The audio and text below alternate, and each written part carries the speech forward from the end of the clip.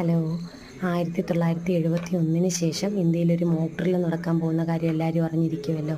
കേരളത്തിലെ 14 ജില്ലകൾ ഉൾപ്പെടെ ഇന്ത്യയിലെ 259 ജില്ലകളിലാണ് ഈ മോക്ക് ഡ്രിൽ നടക്കാൻ പോകുന്നത്. കേന്ദ്ര ആഭ്യന്തര മന്ത്രാലയത്തിൻ്റെ നിർദ്ദേശപ്രകാരമാണിത്. വൈകിട്ട് 4 മണിക്കാണ് സമയം.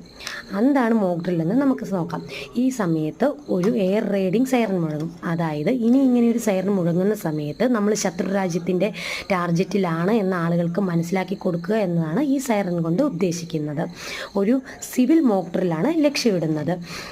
ആളുകളെ സുരക്ഷിതമായ സ്ഥാനത്തേക്ക് മാറ്റാനുള്ള പരിശീലനം, വിദ്യാർത്ഥികൾക്കുള്ള സിവിൽ ഡിഫൻസ് പരിശീലനം, ഷാഡോ റൂംസിൻ്റെ പ്രവർത്തനം ഇവയൊക്കെ വിലയിരുത്തുക എന്നതാണ് ഈ മോക്ക് ഡ്രില്ല് കൊണ്ട് ഉദ്ദേശിക്കുന്നത്. പെട്ടെന്ന് ഒരു പ്രദേശത്തെ വൈദ്യുതി കണക്ഷൻ നഷ്ടമാകുക, അതായത് കംപ്ലീറ്റ് ബ്ലാക്ക് ഔട്ട് ആകുക, അല്ലെങ്കിൽ ഫോൺ കണക്ഷൻ ഇല്ലാണ്ടാവുകയൊക്കെ ചെയ്താൽ ആളുകൾ അതിനെ എങ്ങനെ അതിജീവിക്കുമെന്ന് പഠിപ്പിച്ചു കൊടുക്കുക എന്നത് ഈ പരിശീലനം കൊണ്ട് ലക്ഷ്യമിടുന്നു.